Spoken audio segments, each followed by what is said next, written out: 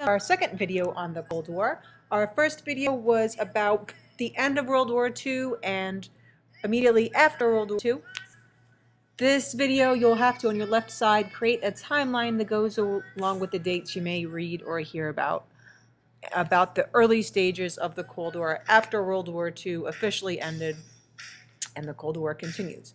So we're going to start off talking about how the US tried to contain the Soviets. The relations were worsening in the late 1940s, and at this time President Truman's foreign policy revolved around this idea of containment. Containment was to block the Soviet influence, or contain it, and to stop the expansion of communism. He also had what is known as the Truman Doctrine. He asked Congress for aid for Turkey and Greece, and agreed to aid these countries with about $400 million. And overall, it was to support countries that rejected communism.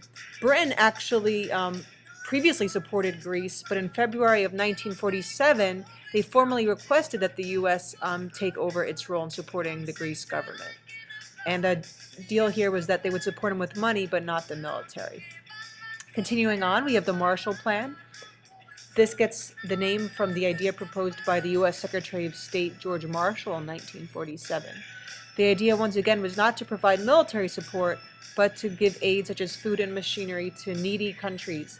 The idea was that countries after World War II, which were hurt the most and possibly poverty-stricken, were more susceptible to fall to communism.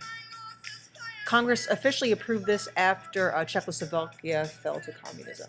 Some information about George Marshall. He was a Chief of Staff of the U.S. Army, a Secretary of State, and a Secretary of Defense.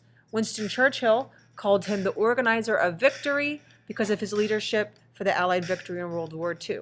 He was from Pennsylvania. He graduated from VMI, which is the Virginia Military Institute, in 1901.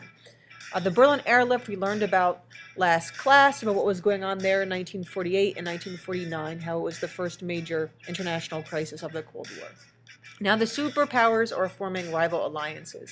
In 1949, 10 Western European nations, along with the US and Canada, formed a defensive military alliance, which is known as NATO, which stands for North Atlantic Treaty Organization.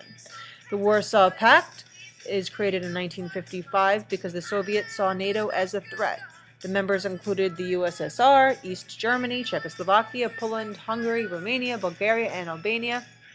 And in 1961, under this Warsaw Pact group, the East Germans erected a wall to separate East and West Berlin. Here's a photo of the wall here. What I didn't mention about NATO is that Article 5 of NATO stated that an armed attack against one or more of these countries shall be considered an attack against them all. That's important to know. Alright, so the threat of nuclear war is now occurring. In 1949, the Soviets detonated their first atomic weapon. And in 1950, President Truman authorized work on a thermonuclear weapon, which is also commonly known as an H-bomb, which is joining atoms, unlike the other atomic bombs which would split them. The idea of this was brinkmanship, that we would go to the brink of war, mutually assuring destruction of each other in order to prevent war. So here's a photo of an H-bomb, which was actually first thought that could be made in 1941 by Enrico Fermi.